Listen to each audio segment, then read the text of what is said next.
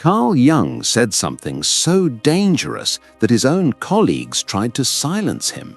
His publishers warned him, his friends begged him, even his closest students told him, "Do not say this out loud."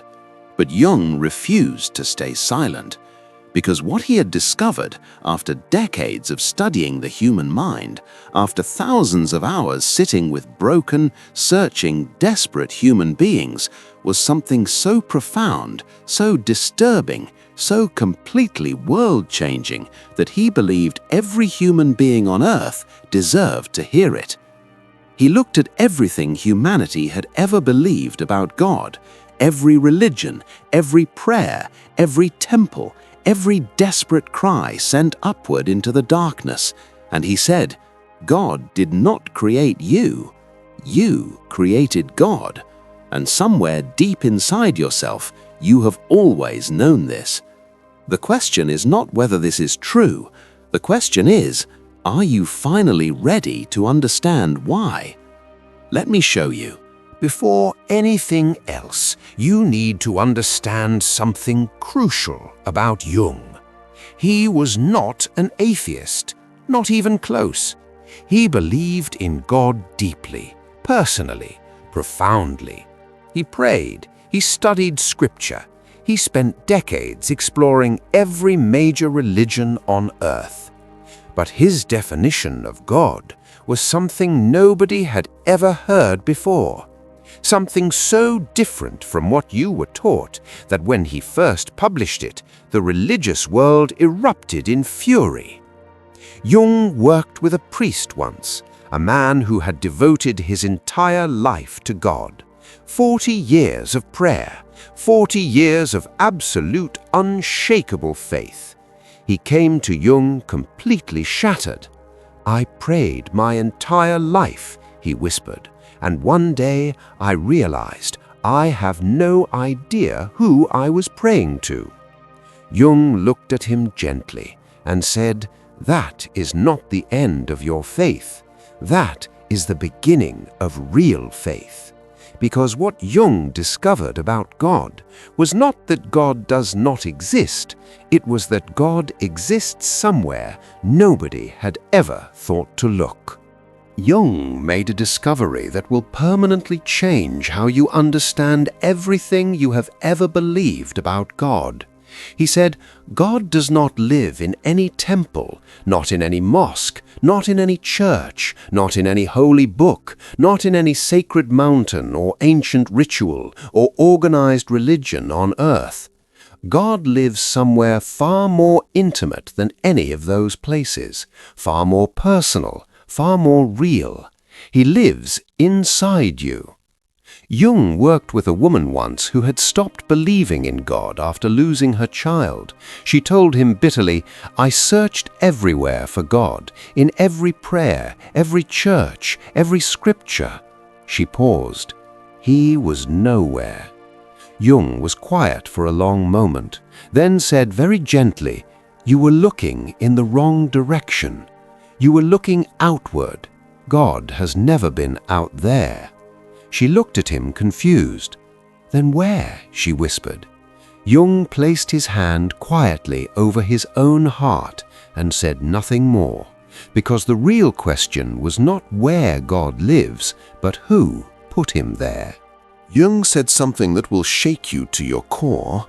He said the human mind created God, not as a lie, not as manipulation, not as a fairy tale invented to control the masses, but as a psychological necessity, a survival mechanism so deeply embedded in the human brain that no civilization in history has ever existed without it. Jung called this the God archetype, a primordial pattern hardwired into every human psyche before birth that automatically generates the experience of something greater than yourself. He worked with a patient once who had a vision of God during a psychological crisis, blinding light, overwhelming love, absolute certainty of divine presence. The man came to Jung trembling. "I saw God," he whispered. "I actually saw him." Jung did not dismiss this. He leaned forward and asked quietly, "Tell me everything." because Jung knew something this man did not. What he had seen was absolutely real, but where it came from was not where he thought.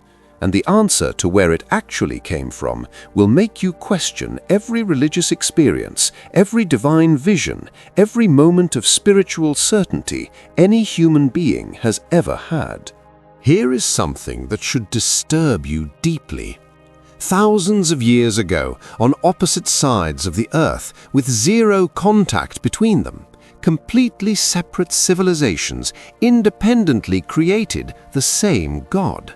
Same qualities, same power, same judgment, same unconditional love, same image of a supreme divine Father watching over his children.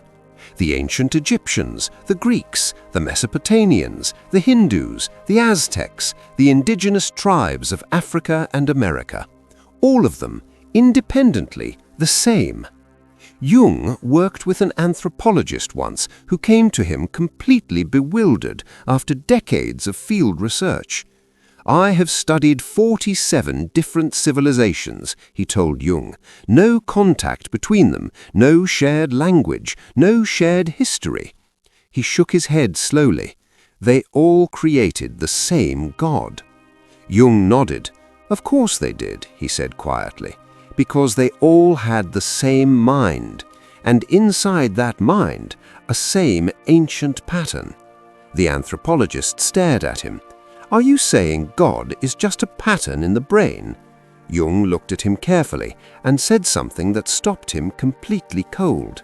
Because the answer was not yes, and it was not no. It was something far more extraordinary than either. Jung made a discovery so explosive that it simultaneously validated every religion on earth and shattered every one of them.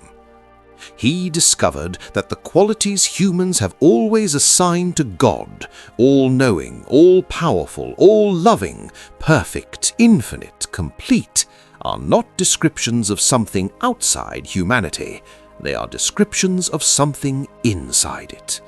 Jung called it the Self, capital S, the deepest, most complete, most fully realized version of what a human being can become. And he said, God and the Self are psychologically identical. He worked with a woman once who had prayed every single day of her life, 63 years without missing one prayer. She came to Jung in her final years. "I have talked to God my entire life," she said softly, "but he never once talked back." Jung looked at her with great tenderness. "He did," he said quietly.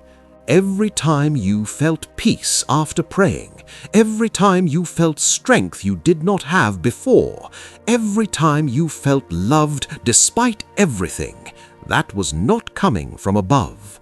She looked at him with wide eyes. Then where was it coming from? Jung held her gaze. "From the deepest part of yourself. And what lives in that deepest part will permanently change how you understand every prayer you have ever said." Jung said something that will change forever the way you pray. He said prayer is not communication with an external divine being sitting somewhere above the clouds, listening to 7 billion people simultaneously, deciding which requests to grant. Prayer is something far more extraordinary than that. Prayer is the human psyche talking to its own deepest self.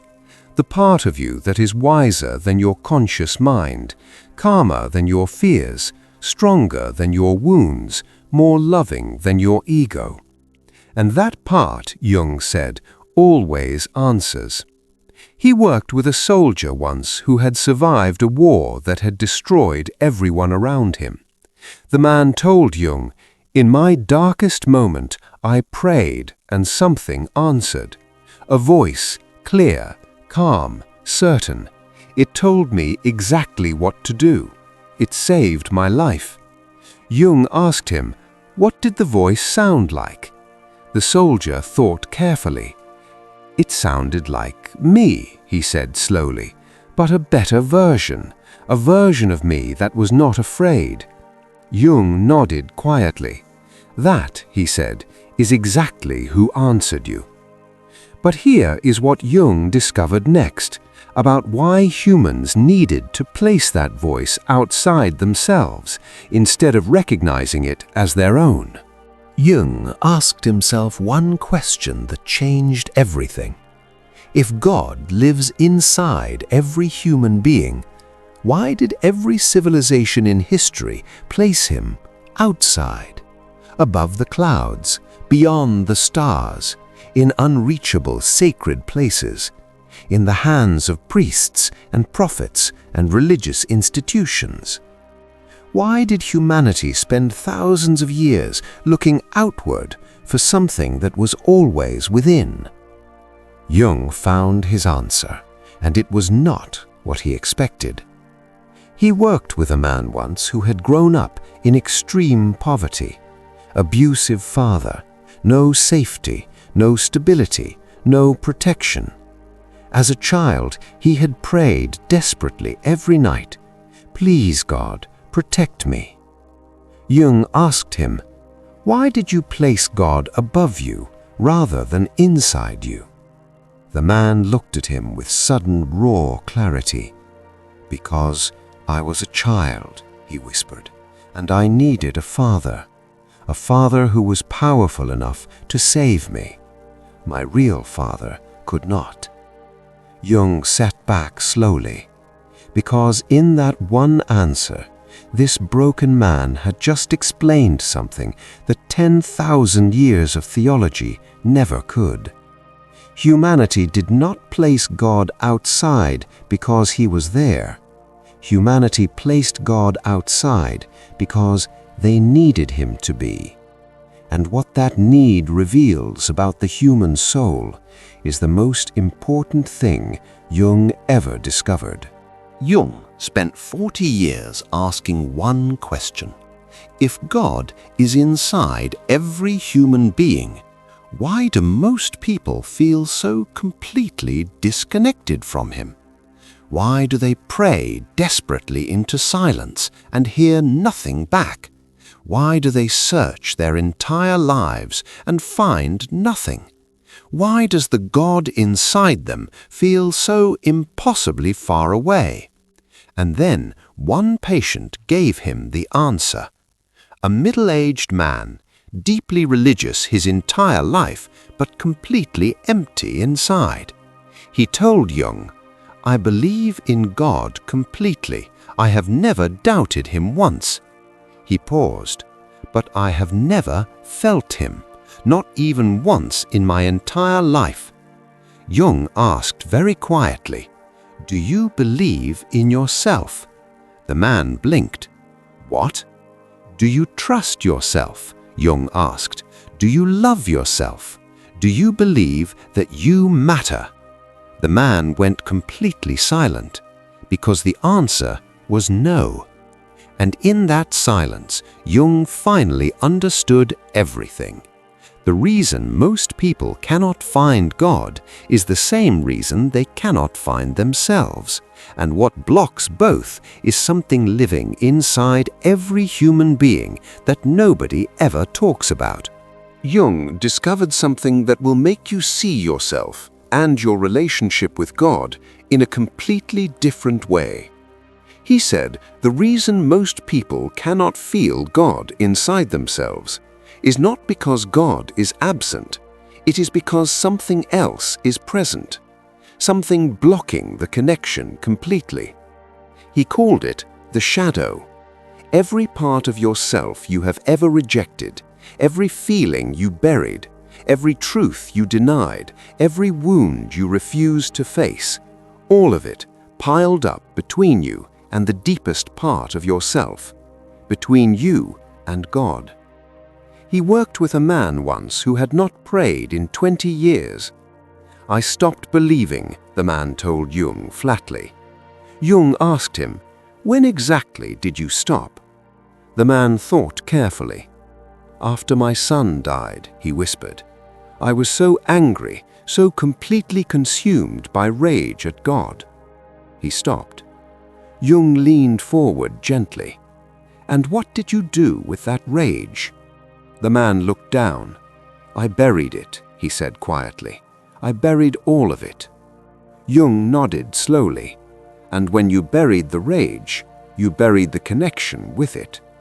Because Jung discovered you cannot selectively bury your darkness. When you bury the pain, you bury the light with it. And reclaiming that light requires something most people spend their entire lives desperately avoiding. Jung said something that every religion on earth has been trying to say, but never quite managed to say clearly enough. He said, "The path to God is not upward. It is not through prayer alone, not through ritual alone, not through scripture alone, not through any external practice, no matter how sincere or devoted. The path to God is inward, straight down, into the darkest, most uncomfortable, most terrifying parts of yourself, into everything you have buried, everything you have denied, everything you have run from your entire life. Because God, Jung said, does not live in your light. He lives in your wholeness, and wholeness includes everything. He worked with a woman once who had tried every religion, every spiritual practice, every meditation, every prayer technique imaginable. Nothing worked. She came to Jung exhausted. "I have searched everywhere," she said desperately. "I cannot find God anywhere." Jung looked at her quietly. "Have you tried looking in your pain?" She stared at him. "My pain?" "Your grief," Jung said gently. "Your anger, your shame, your fear. Everything you have been running from is exactly where God is waiting for you." She wept for a very long time because she had spent decades searching in light, never once realizing that what she was looking for had been waiting patiently in her darkness the entire time. Jung worked with hundreds of people who made this journey, who turned inward instead of outward, who faced their darkness instead of running from it, who stopped searching the sky and started searching themselves. And what they found changed everything. Not just their relationship with God, but their relationship with themselves, with other people, with life itself. Jung described it as the most profound transformation a human being can experience. He worked with a man once who had been a lifelong atheist, brilliant, rational, completely dismissive of anything spiritual. He came to Jung after a complete psychological breakdown, and Jung guided him inward, into his pain, his buried grief, his denied wounds, his rejected shadow. 6 months later, the man came back. He sat down quietly and said something Jung never forgot. "I found something down there." Jung asked, "What did you find?" The man was silent for a long moment. "I do not know what to call it," he said finally, "but it was vast and ancient and completely—" he searched for the word, "loving." Jung smiled, because this man, who had rejected God his entire life, had just described exactly what every mystic, every prophet, every spiritual seeker in human history had always been trying to describe. And what he found answers the most important question this video has been building toward. Jung left humanity with one final truth, one single idea that contains everything he spent his entire life trying to understand, trying to prove, trying to share with a world that was not always ready to hear it. He said, "You have never been separated from God, not for a single moment, not in your darkest hour, not in your worst sin, not in your deepest shame, not in your most broken, most lost, most completely devastated moment. Never. because God was never outside you to begin with. He worked with a dying woman once in her final days, terrified of what waited on the other side. She grabbed Jung's hand. "Will God accept me?" she whispered, "after everything I have done?" Jung held her hand gently and said, "God is not waiting to accept you. God is not sitting in judgment somewhere above you. God is the part of you that has been watching over you your entire life. That voice that told you to be kind when cruelty would have been easier. That feeling of love that appeared when you least deserved it. That quiet strength that carried you through everything you thought would destroy you." She closed her eyes, and for the first time in her final days, she was completely at peace, because she finally understood she had never been searching for God. She had been searching for herself. Here is the conclusion. Jung spent his entire life trying to tell you one thing. The God you have been searching for, the peace you have been praying for, the love you have been begging the universe to send you, was never somewhere above you. It was never in any temple, any mosque, any church, any scripture, any ritual, any religious institution on earth. It was always here, inside you, in the part of you that loves without reason, that forgives without being asked, that keeps going when every logical reason to continue has disappeared. That is not human, that is divine. And it has been inside you since the moment you were born. So stop looking upward. Stop sending your prayers into empty sky. Turn inward. Face your darkness. Face your wounds. Face everything you have buried and denied and run from. Because God is not waiting for you on the other side of death. God is waiting for you on the other side of your own shadow. And the moment you find Him there, you will realize something that will change everything. You were never lost. You were never abandoned. You were never alone. You just forgot where to look. If this video opened something in you, subscribe to SYC Soul. Like this video, share it with someone who needs to hear this today, and leave one word in the comments, just one word that describes what you felt watching this. You already know the word. It has always been there.